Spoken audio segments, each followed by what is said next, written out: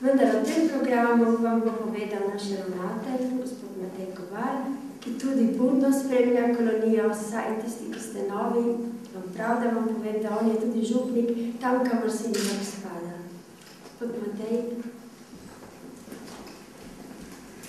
Lepo pozdravljeni vsi skupaj, še posebej sem počaščen v naši sredi lahko pozdravim njegovo ekscelenco apostolskega nuncija v Sloveniji, ki je nastavil tudi prvo.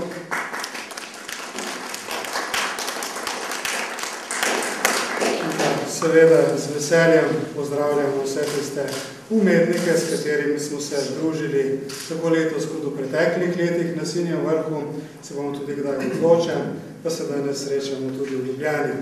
Veliko malo aplavza. Kot je Jožica že omenila, letošnja kolonija Umetniki za Karitas, pravzaprav lansko letna, je namenjena nekemu konkretnemu programu za brezdomce. Zakaj smo se zanj odločili?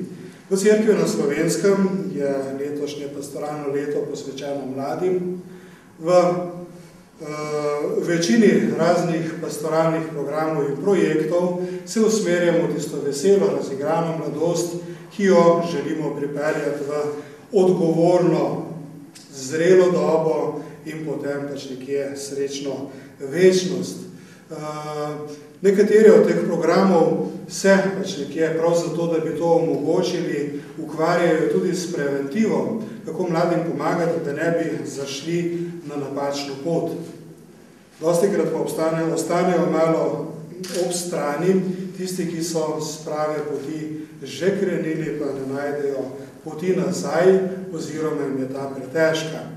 In zaradi tega razloga smo na Obali v Bertokih začeli z programom, ki nosi ime Vrtnica, v katerem zbiramo oziroma se zbirajo sami prav taki, pretežno mladi, nekateri med njimi so tudi že v srednjih letih, pa malo navzgor, ki so v mladosti krenili na napačno pot, ki jih je peljala na cesto, na dno, so pa se odločili, ko so dobili ponujeno roko, da se z dna začnejo pobirati. In v programu Vrtnica in to lahko rečem kar dobro uspeva.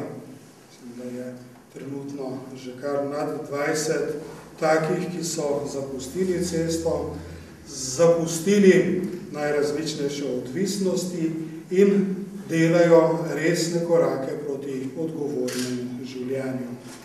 In seveda na tej poti potrebujejo pomoči, potrebujejo tiste čisto človeške besede, potrebujejo pa tudi konkretnih stvari, da bi to lahko zmogli. In z izkupičkom kolonije Umetniki za Karitas jim želimo ob tem tudi pomagati. Tako da se še enkrat, kot sem to že storil, umetnikom, ki so v ta namen darovali svoja dela, iz vsega srca zahvalim. Seveda tudi vsem, ki so nekatera teh del že kupili in tistim, ki jih še bodo. Da tako skupaj dosežemo tisti cilj, ki smo si ga z kolonijo Umetniki za Karitas v lanskem letu zadali.